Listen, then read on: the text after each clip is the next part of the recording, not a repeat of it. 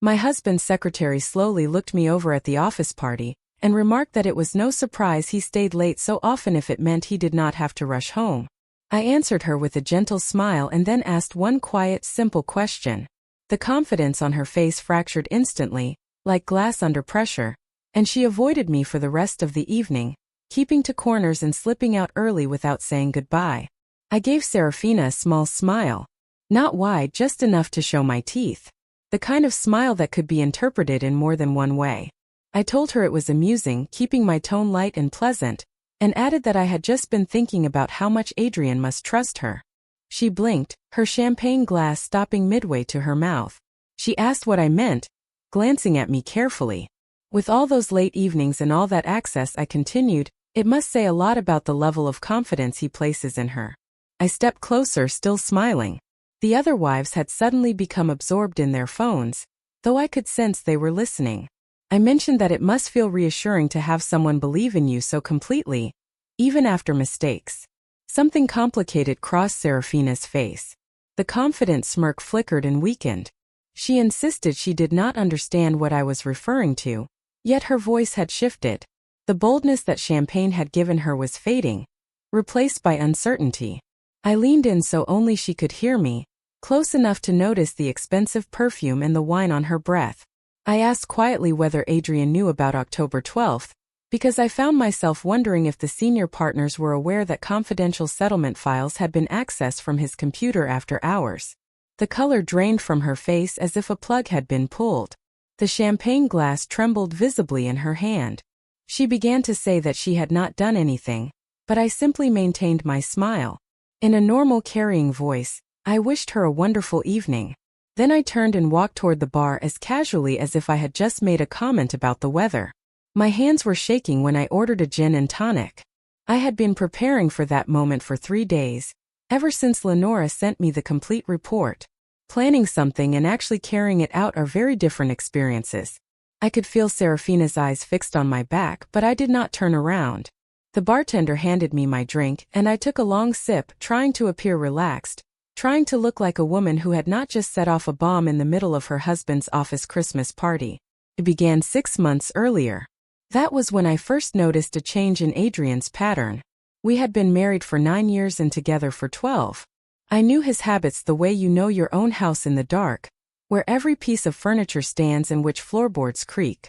He was a corporate attorney at Rowan Calder, one of those mid-size firms that performs well enough for everyone to drive expensive cars, but not so well that they make headlines. He worked hard and he always had. Late nights were nothing unusual. But 6 months ago those late nights took on a different tone. Before, he would come home tired and distant, smelling faintly of coffee and printer toner. He would warm whatever I had left for him, eat standing at the kitchen counter, perhaps mention a deposition or a difficult client, then shower and fall asleep within minutes. After the shift he still came home tired, but there was an edge to him. He would shower immediately. He barely touched his food. He stayed on his phone constantly texting, his face moving through expressions I could not interpret. And he began working late on Wednesdays, something he had never done before because Wednesdays were when the partners played golf and the office was quiet. I am not naive. I understand what those signs usually indicate. So I did what people in my position are expected to do. I checked the credit card statements. I found hotel charges at the downtown Marriott. There were 3 of them, all on Wednesday afternoons across a span of 6 weeks. The charges stopped after that, but by then I had already started investigating. I hired Lenora on a Tuesday morning in October, sitting in her small office above a bail bondsman in a strip mall 40 minutes from my house. She looked almost exactly as she had in college, only with better clothes and reading glasses. She asked directly whether I believed he was cheating, and it was clear she was not simply making conversation. I told her I thought something was wrong, though I did not know what it was. She nodded and wrote notes on a yellow legal pad. She asked for the secretary's name. I told her it was Serafina Vailcrest. She had been with the firm for 3 years. She was his secretary, though she also handled paralegal work. I hesitated before admitting that she was very good at her job. Lenora replied that they usually are, and she said it without cruelty, only as a matter of fact. She explained that she would need 2 weeks, possibly 3, to begin with basic steps. surveillance, a background check, and a review of social media. Then we would see what emerged. What emerged was unexpected. Lenora called me on a Wednesday afternoon, 2.5 weeks into the investigation. I was standing in Target, staring at throw pillows and trying to remember why I had come. She told me immediately that my husband was not having an affair, at least not a physical one. She had followed him to 4 different late-night meetings. 3 times he met Serafina at the office after hours. Once they met at a coffee shop.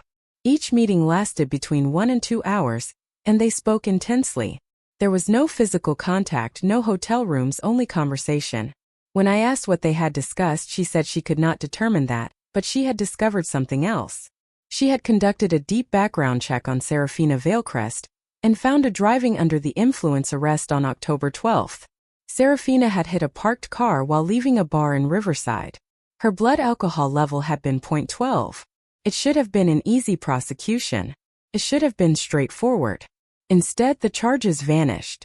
They were not formally dropped, they disappeared. The arrest record was sealed, and within 72 hours the entire incident was removed from the public database. That kind of disappearance requires significant legal intervention, the sort a mid-sized law firm could provide if it were highly motivated. I stood in the Target aisle, holding a gray throw pillow with my phone pressed to my ear, and asked why the firm would cover up her driving under the influence arrest. Lenora responded that this was precisely the question. She had continued digging and called in a favor with a friend at a rival firm. Serafina had access to more than most secretaries. She could reach client files, settlement documents, and partner communications. My husband shared his computer password with her, so she could handle matters when he was in court. I said that was normal because secretaries require access. Lenora agreed, but she added that something else was not normal. For about 6 months there had been quiet whispers within the firm. Nothing concrete, nothing that could be taken to the Bar Association, but rumors of billing irregularities in a major case. Hours that did not align.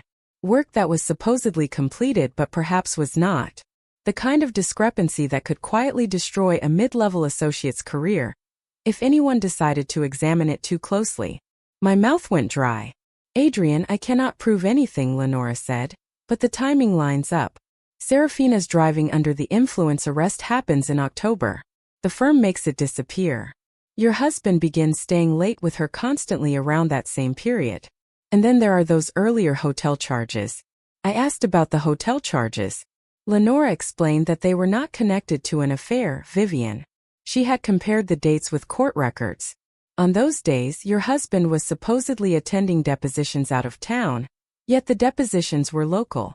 He billed the client for travel expenses that never actually occurred. I lowered myself onto the floor of Target.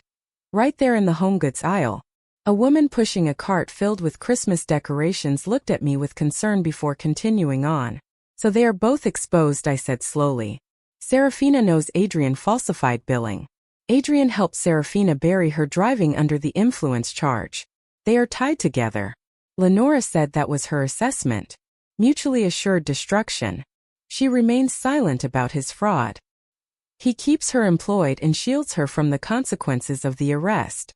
But then she added that there was something else to consider. If Serafina has been accessing confidential files from his computer, and if that becomes known, that is an entirely different level of trouble. That would mean a breach of client confidentiality. That would be disbarment territory for everyone involved. I asked whether she had access to confidential files.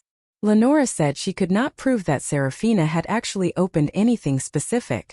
But she had his password. She was present in the office after hours.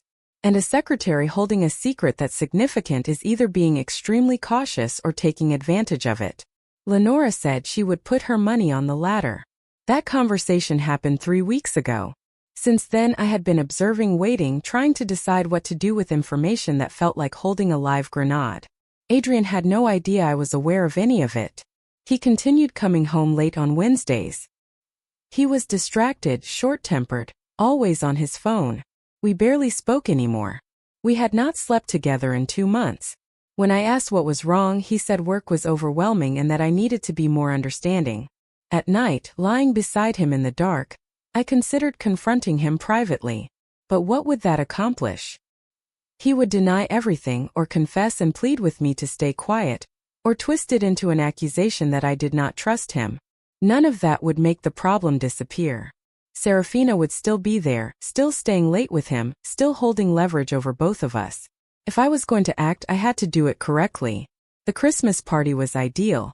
Public enough that Serafina could not create a scene, yet small enough that the right people would notice.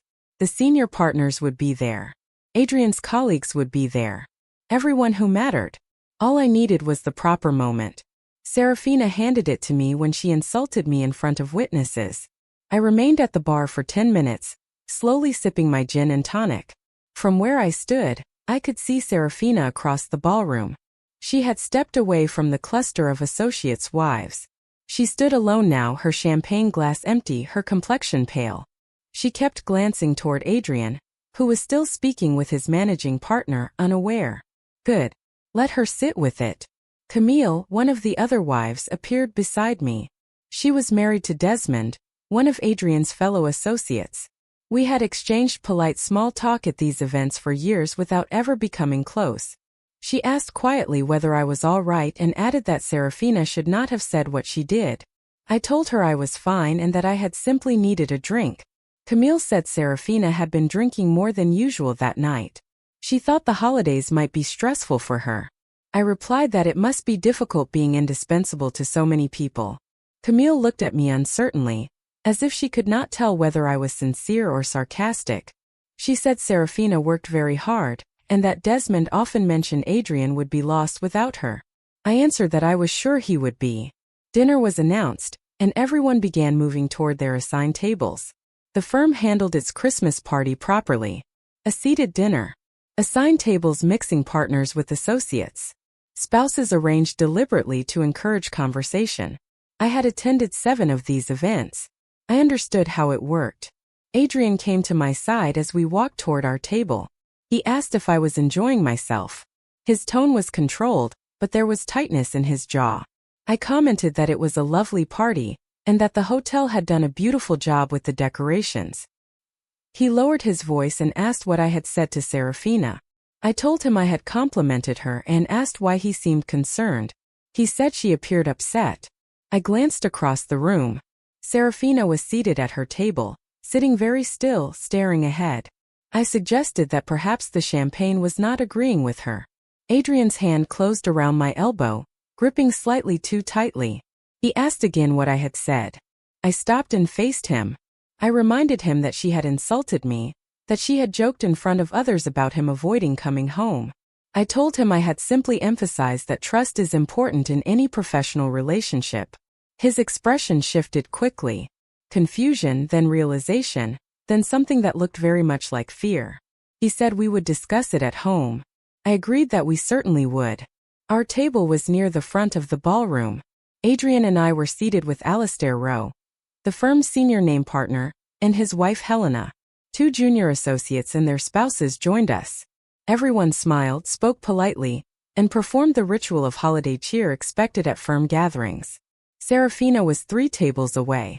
If I tilted my head slightly, I could see her. She was not eating. She had switched to water. No more champagne. Every few minutes she took out her phone, looked at it, then set it down again. Helena Rowe asked how I had been and mentioned that I had not attended many firm events recently. She was in her 60s, elegant, wearing pearls. I said I had simply been busy with work.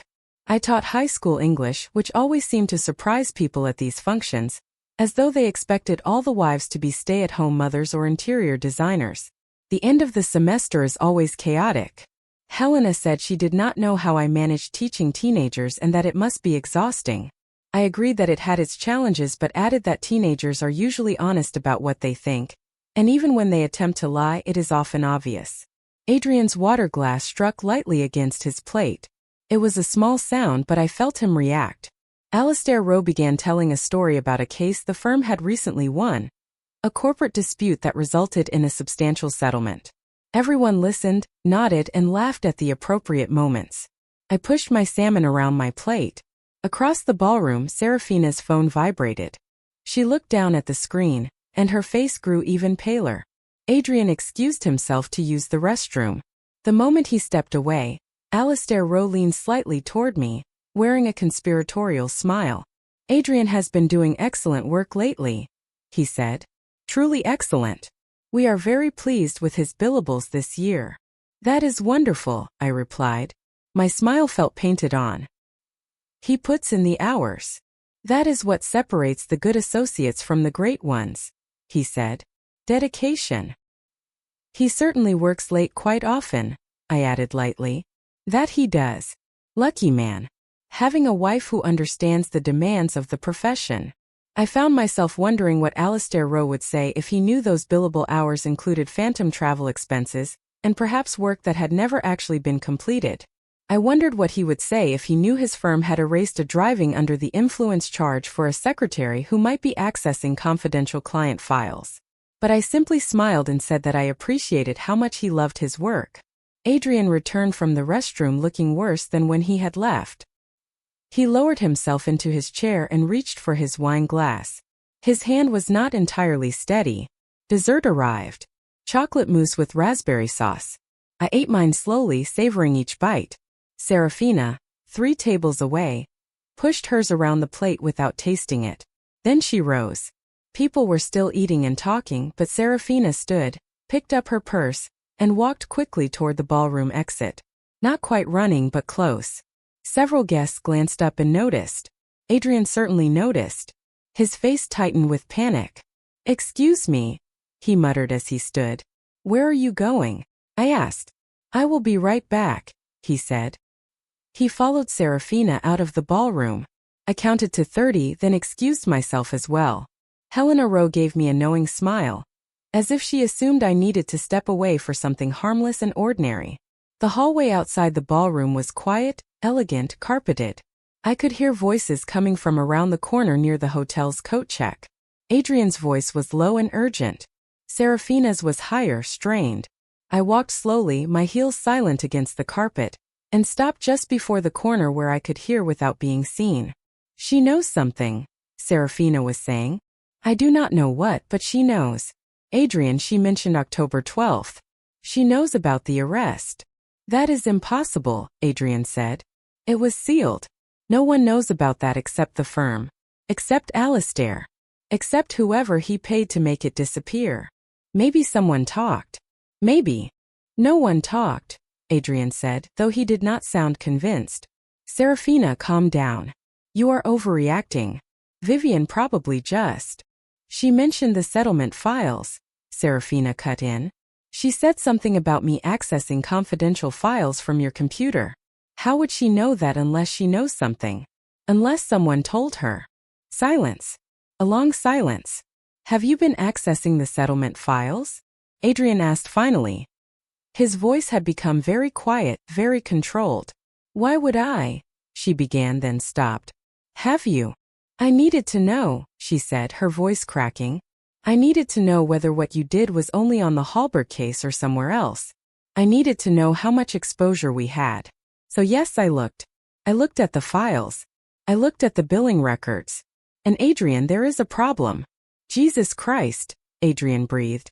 "The Hallberg case has gaps. Large gaps.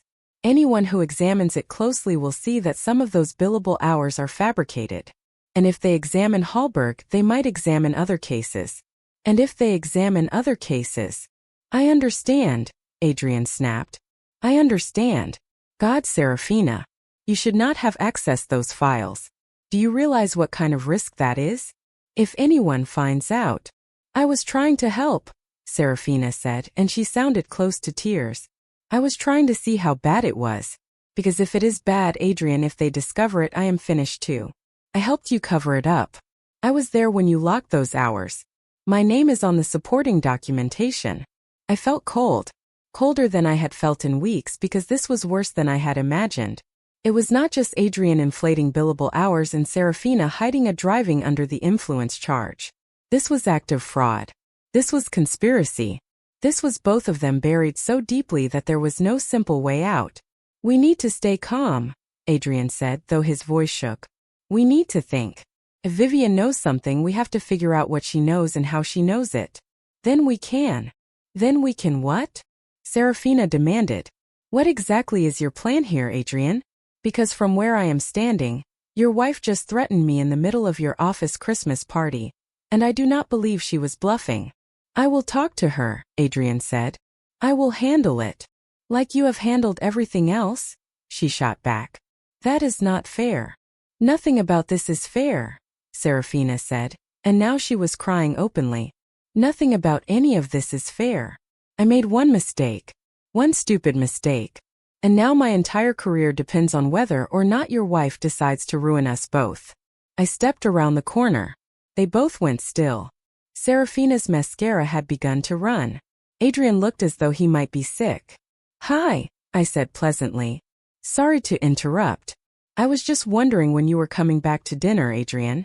They are about to start the gift raffle. Adrian opened his mouth, closed it, then opened it again. Vivian. Serafina, are you feeling all right? I asked, looking directly at her. You look a bit unwell. Perhaps you should go home and rest. I am sure tomorrow will be a significant day. She stared at me as if I had transformed into something dangerous. I think that might be wise, I continued, still smiling. Go home. Get some rest. We can all speak more when everyone is feeling calmer. She looked at Adrian. Then she looked at me. For a long moment no one moved. Then Serafina collected her coat from the coat check and left without another word. She walked out of the hotel and into the cold December night. Adrian and I remained alone in the hallway. What do you know? He asked at last. Everything, I said. I know about the Hallberg case. I know about the hotel charges that were not legitimate travel expenses. I know about Serafina's driving under the influence arrest and how the firm erased it. I know about the files she has been accessing. I know all of it, Adrian. His face collapsed for a moment. He looked as if he might cry. How does it matter, Vivian? Please. This is not what you think. What do I think? I asked. I made mistakes, he said. I was under pressure. The firm expects these billable hours, and sometimes they simply are not there. I thought I could smooth things over, just a little padding here and there. Nothing significant. But then it became complicated. Serafina found out. Then she had her arrest and I helped her because she was going to lose her job. After that, we were both trapped. I finished the sentence for him. He nodded miserably. Here is what is going to happen, I said. My voice was calm and level. I had practiced this part as well. Tomorrow you are going to go into the office early. You are going to review every single file Serafina has accessed. You are going to determine exactly how severe the damage is. Then you are going to decide whether you want to confess everything to Alistair Rowe or live with this hanging over your head forever. Vivian. I am not finished. Serafina is going to transition quietly into a new opportunity. She will receive a strong reference and a respectable severance, and she will leave without creating a scene. And you are going to come home every night at a reasonable hour from now on. No more late Wednesdays. No more unexplained meetings. You are going to be so transparent that I can see through you like glass. And if I do all of that? Adrian asked quietly. What happens then? Then we decide whether this marriage is worth saving, I said. But Adrian, you need to understand something. I am not the helpless wife you have been avoiding. I am the person who figured all of this out while you and Serafina believed you were being clever. I am the person who knows everything now. So if you ever treat me like I am stupid again, I will not ask questions. I will make phone calls. He looked at me as if he were seeing me for the first time. Do we understand each other? I asked. Yes, he said softly. Good. Now let's go back to dinner before people begin wondering where we have been. I walked back into the ballroom. After a brief pause, Adrian followed. At our table, Helena Rowe asked whether everything was all right. I said everything was fine and that Serafina had not been feeling well and had gone home early. Alistair Rowe murmured sympathetically and mentioned that the flu had been circulating. The gift raffle began. Someone won a spa basket. Someone else received a gift certificate to a steakhouse. Polite applause followed each announcement. Adrian sat beside me without eating, without speaking, his face pale. I finished my chocolate mousse. It was excellent. We remained until the end of the evening because leaving early would have seemed unusual. We said good night to Alistair and Helena Rowe, to the other associates and their spouses. Everyone commented on what a pleasant evening it had been. During the drive home, Adrian attempted to talk. I turned on the radio instead. Classical music filled the car, a piano concerto. I hummed quietly along. When we arrived home, I went upstairs, removed my red dress, and hung it carefully in the closet. It had done what it needed to do. Adrian stood in the doorway of the bedroom. "Can we talk now?" he asked. "Tomorrow," I said. "Tonight I am tired." "Vivian, please." "Tomorrow, Adrian." He slept in the guest room that night. I slept better than I had in 6 months. 2 days later, Serafina Vailcrest announced she was leaving Rowan Calder to pursue new opportunities. Her departure was described as friendly and professional. She received a good reference. She sent a thank you email to the entire office. Adrian began coming home at 6 o'clock every evening precisely. 3 weeks after the Christmas party, he told me he had gone to Alastair Row, admitted the billing irregularities on the Hallberg case, offered financial restitution, and agreed to accept whatever consequences the firm determined were appropriate. Alastair Row, Adrian said, had been unexpectedly understanding. Mistakes happen. Pressure affects people. What matters is integrity and honesty when errors come to light. Adrian would remain on probation for a year, his partnership track postponed, but he would keep his position. I asked whether he had mentioned Serafina's access to the confidential files. He said he had not. Some secrets, he said, are better left buried if they do not need to be uncovered. I did not argue. The marriage might not survive this, but at least Adrian was finally honest. At least he was finally treating me as an equal instead of something to manage. Lenora called me a week into January. She said she had heard that Serafina Vailcrest had left the firm. I told her it had been a very friendly departure. She asked about my husband coming home on time and telling the truth. I told her we would see. She said I had handled it well and that I had played it perfectly. I said I had only asked a question. She replied that the right question at the right time is more powerful than any accusation. She said I had known that all along and that is why it worked. After we ended the call, I thought about that, about power and knowledge and the moment you decide to use both. About the years I had spent making myself smaller, quieter, easier. I was not small anymore. And if Adrian wanted this marriage to work, he was going to have to learn to live with a wife who knew how to ask the right questions. What would you have said to Serafina? Drop your favorite moment from Vivian's power move in the comments below. If you loved watching her reclaim her dignity, hit that like button and subscribe for more stories about women who refuse to stay silent. Your support means everything.